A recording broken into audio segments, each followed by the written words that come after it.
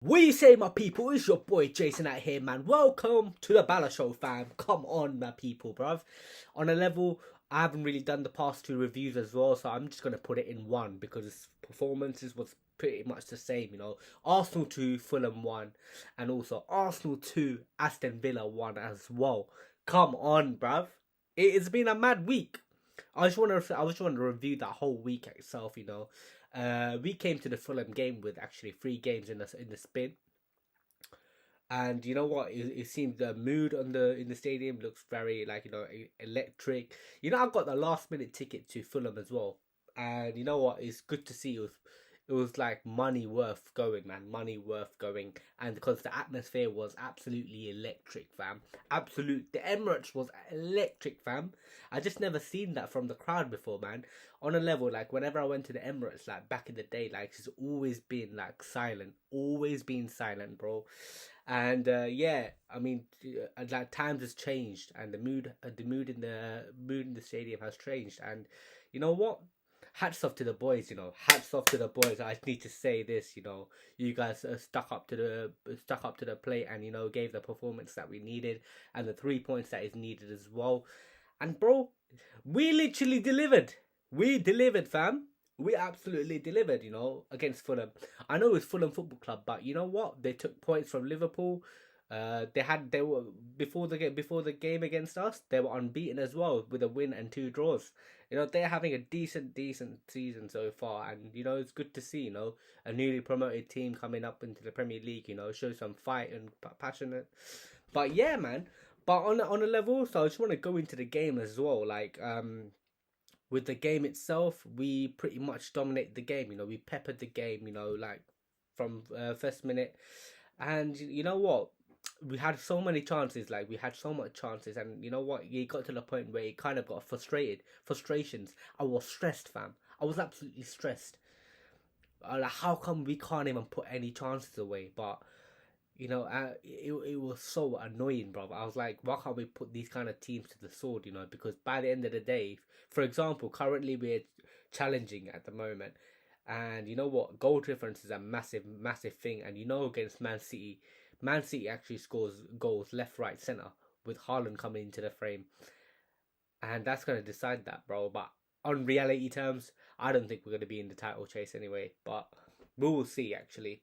And yeah, looking at the game, yeah, we literally started really well. We created a lot of chances. Big up to Shaka as well coming into the box.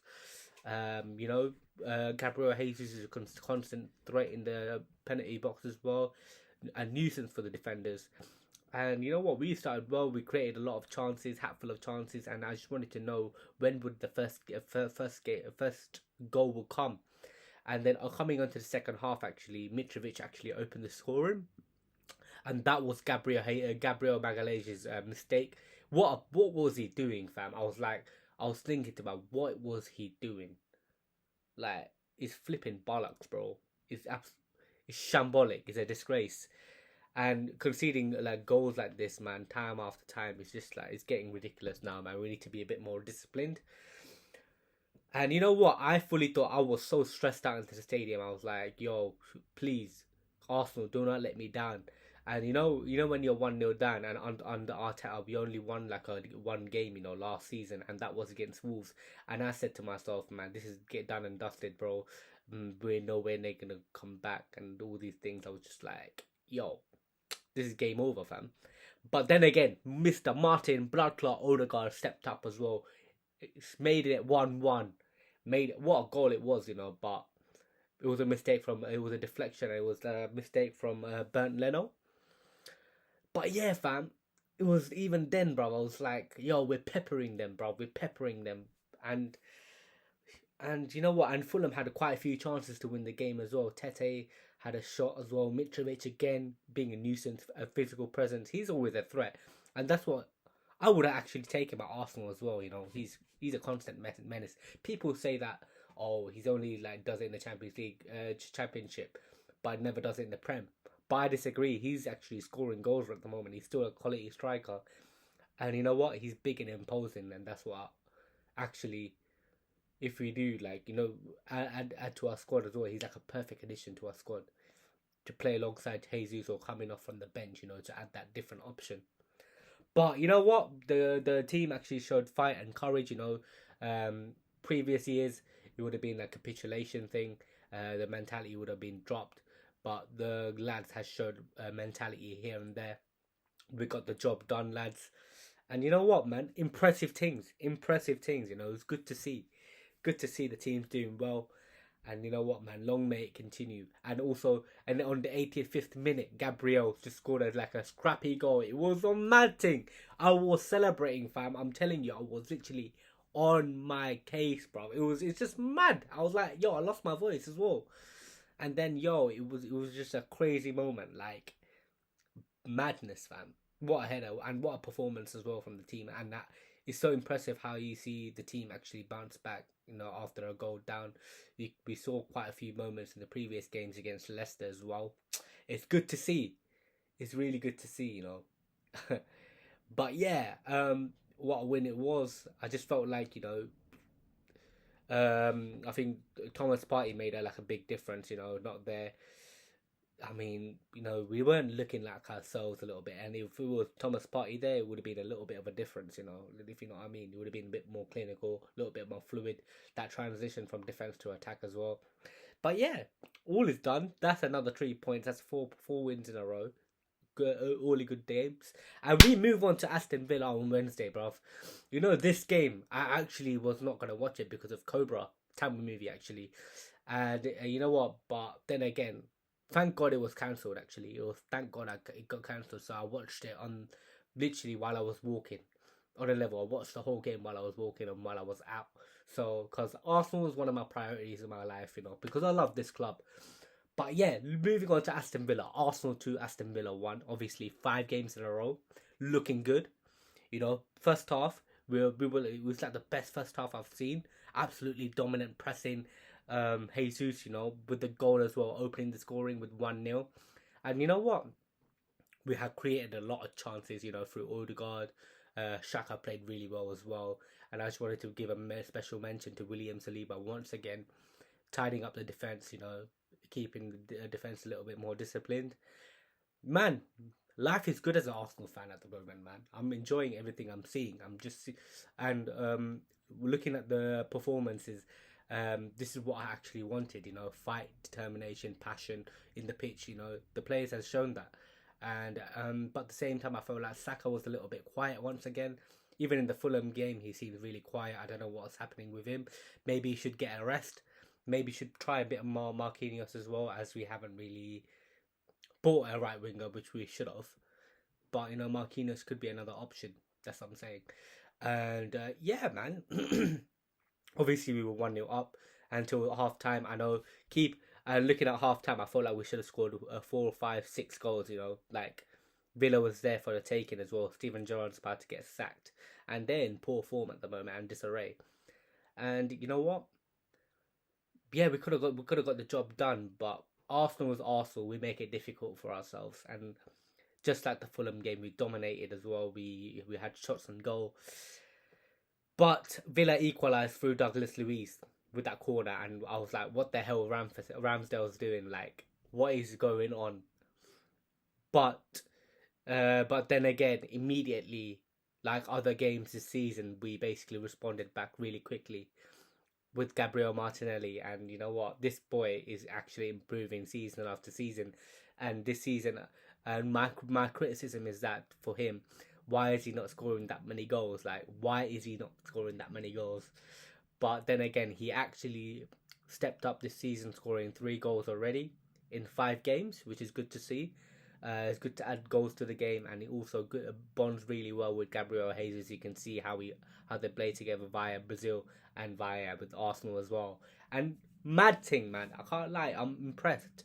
I'm very impressed how the team is going at the moment. But at the same time, we have a lot of injuries here.